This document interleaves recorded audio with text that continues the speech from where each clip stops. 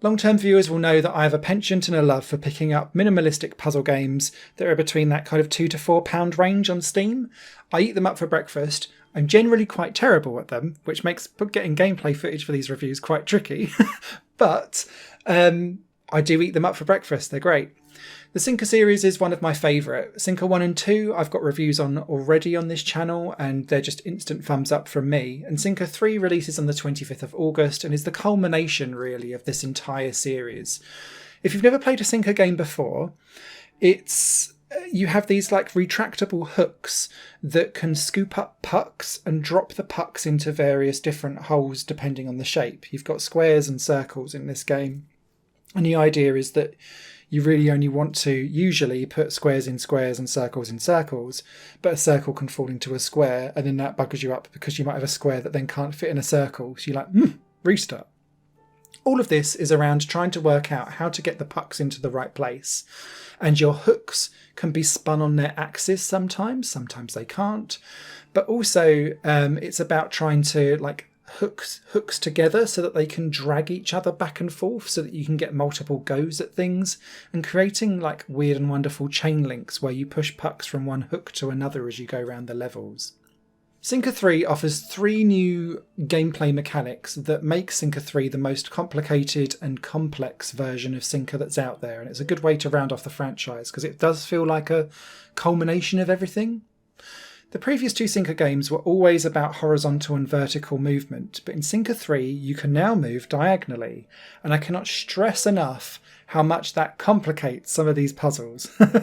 It does add in a really interesting visual quirk though that took me a while to get my head round, and that's because you're always dragging your hooks around, and so when you go from vertical to horizontal you can kind of see where your hook's going to end up, but when it goes from say horizontal or vertical to a diagonal and it changes the axis of where your hook's going, sometimes I think it's me with a poor visualization brain, I'm like, that's not where I thought my hook was going to be, and it's undone some of what I thought was going to be a good puzzle solution.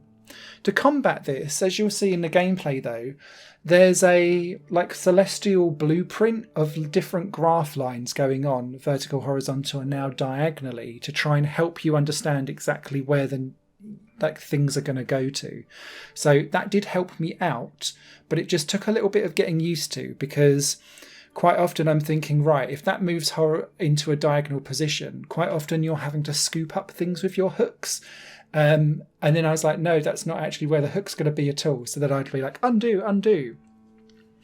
The second thing is that you're going to now have a little bit more of a dynamic, rhythmic approach to Sinkr 3.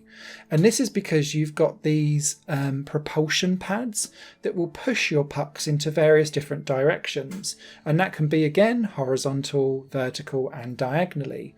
And so what you'll be quite often doing from around level 35-ish onwards is finding how to get pucks into like an infinite loop somewhere else so that they're then out of play by changing around the orientation of where these propulsion arrows are pushing things, so that you can then work out the order of how to get the pucks into the holes.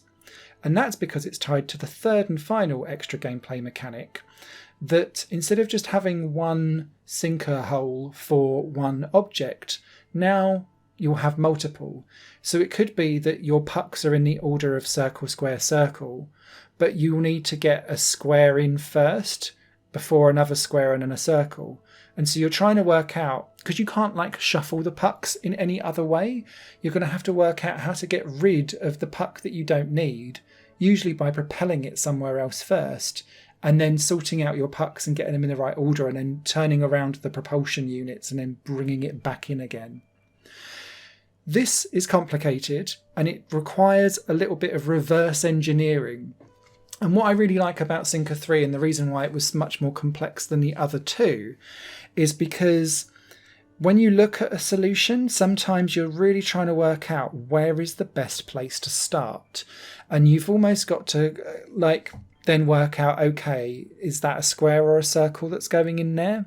And because circles can fit in squares, that was where my brain started to go into real overtime, because sometimes you're having to play the broken rule to make sure that something will work.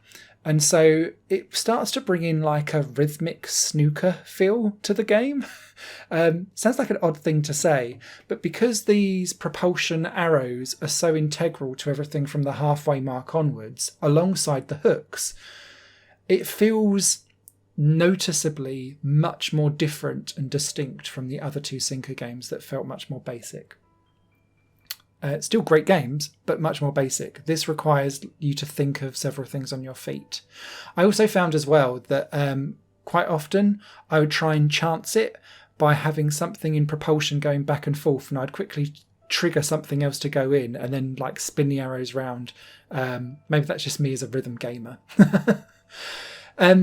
The other things that I just wanted to say about Sinkr 3 are that there's no time limits, there's no scores, there's no text. The ambient soundtrack is really nice.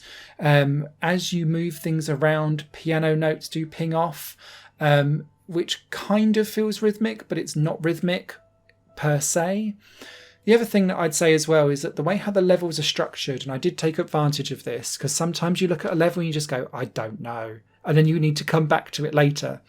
Levels are unlocked in small little clumps. So you can skip some as you move through. You just obviously won't get the Steam achievements for clearing all in a certain set unless you do them all. But what I did find was that I would skip a few levels and then I'd go back to some of the earlier ones and then be like, why did I think that was so hard? Because your level of understanding exponentially increases over time. This is a fabulous game from a fabulous series. I've never, ever had to do this in a review before, but I want to give a shout out to a Steam bundle because it's the best pun ever. So I've already reviewed the Hook games. I haven't reviewed it, but I do have a game called Line. And it's called LYNE. And then you've got the Sinkr games. And they've all put themselves together to make the Hook, Line and Sinkr bundle. Yes! Yes! And if you've never played any of these games before, just take it from me, recommendation, buy the lot in that bundle. Not only is it a great pun, it's some of the best minimalistic puzzle games that are out there. I reviewed Hook 2 earlier on this year. It's fantastic. I haven't reviewed Line on this channel, but it is another great game. Just grab the set. You will not be disappointed, and your minimalistic puzzle games, you'll be sated for a long time to come.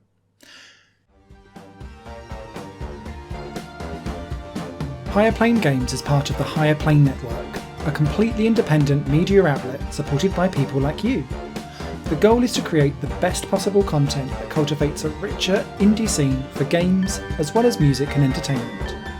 To find out more and to get involved, visit patreon.com/higherplane-network. Your support makes all the difference, and in return you'll gain access to bonus content and downloads. Thank you for watching.